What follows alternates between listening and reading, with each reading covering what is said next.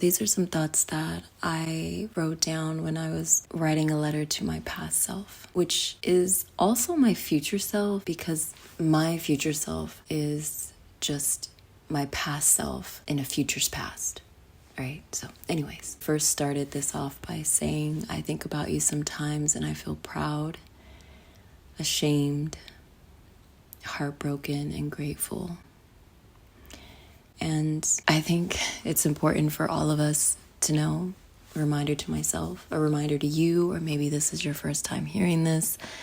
Please understand and know that you did the best that you could with the knowledge, the information, the wisdom you had at that time in your life. And I know a lot of the times it's really easy to blame others or blame situations for the things that have transpired in our lives, but there comes a point where we have to take responsibility for our well-being and to, let go of those things that hurt and wounded us, because when we hold on to those things, we slowly become the very thing that we are trying to heal from. So it's important to understand and to acknowledge, but it's also very difficult to understand and acknowledge sometimes, that blaming situations or people it helps us navigate whatever we are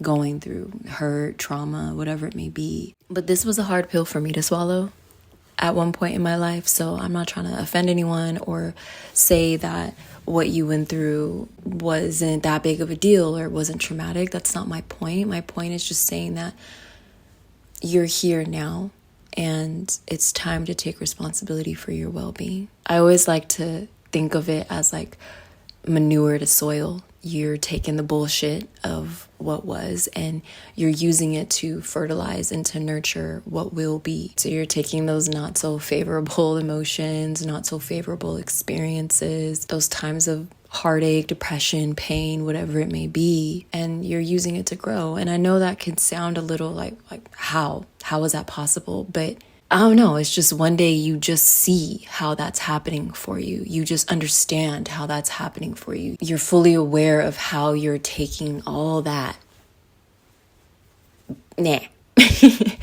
and using it to help fertilize your new land, your new soil, your new chapter, whatever it may be. And I know all of this is difficult to talk about or to acknowledge within us, because there's still parts of me that wishes I could heal everyone I hurt. There's parts of myself that are still grappling with the things that I've experienced. But there's also this part of me that understands this is life, right? And life begets life. Life doesn't deplete us. It feeds us. And yes, even in those times of hardship, it feeds us. And we only ever really see that in hindsight. You're like, oh, dang, I'm glad that happened, because I wouldn't have been here. I wouldn't have met this person. I wouldn't have had this experience. It's like hindsight is 20/20, as they say. Is that the right expression? I don't know. But anyway, taking some time to understand and acknowledge that, yes, this world is chaotic. This world it's a lot. I know. I live here too, right? You've acknowledged that you have been through things that almost broke you, but don't look at those things like, this happened to me, so now this is how I am, or now I don't trust people, or woe is me, whatever the case may be. You look at those things as like, what happened to me, this person, this experience, my own inner struggles tried to break me. They tried to break my spirit, or it tried to break my spirit. But understand that it didn't, because you're here now listening to this video, listening to me talk, and understand that your spirit is stronger than anything that could happen to it. Obviously, you're here. We get really caught up in paying attention to all the muck and the grime of everything, that sometimes we really lose sight of all this all the beauty that this chaotic world also gave us, all the experience and all the adventure and love and kindness that this world also gave us. Let's focus on that. Let's redirect our attention to that. And I'm not saying to completely ignore what you have been through or ignore the trauma or ignore the pain or whatever it is. It's important to look at that, right? To look at it, to see what you are facing, and then to compare. My spirit's here, this situation's here. Oh, okay, I got this. Does that make sense? Anyway, I'm not saying to ignore those things, but redirect your attention to what is beautiful in your life, what is beautiful in this world.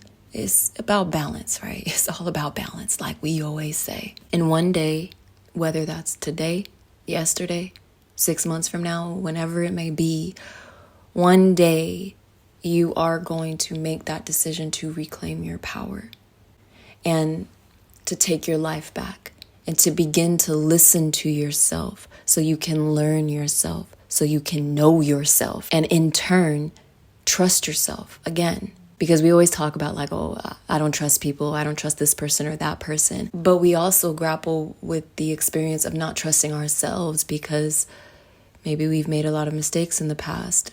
Maybe we didn't listen to our heart, listen to our intuition, listen to our logic. And we kind of slowly, as time went on, just lost trust for ourselves. So listen to yourself so you can learn yourself, so you can know yourself and trust yourself. And through that process, you open yourself up to receive the abundance all around you. Everything that you were looking for can come to you once again and will continue to come to you because what you seek is seeking you. However, remember that if you don't know yourself, what you're searching for is going to pump the brakes. Like, hold up. If you don't even know who you are, how are you going to know what I am? How will you be able to recognize me? And how will you be able to nurture and sustain me if you don't even recognize, nurture, or sustain yourself? And I'm not saying you need to be 100% healed or 100% enlightened to have the life that you want to live or to have the things that you want. But I am saying, remember that you need to acknowledge what's going on within you. You need to acknowledge your growth. You need to hold yourself with compassion and responsibility. And I'm saying need to, like you need to, but you don't need to do a damn thing, right? These are thoughts that I've compiled for myself when I was writing this letter to my past self. So I'm talking to myself as well. Anytime I get on this camera and I am talking to you, I am also talking to me. So anyway, I think another important factor is to also understand that in the grand scheme of things, no one knows a damn thing about anything. So don't expect yourself to know everything right now or to know exactly how to navigate your life. And definitely do not expect someone else to tell you what you need to do or how to navigate your life. Even me, right? I was saying all this like you need to kind of thing. But I think that the advice and the wisdom of others should be filtered through your inner knowing, your values, your beliefs.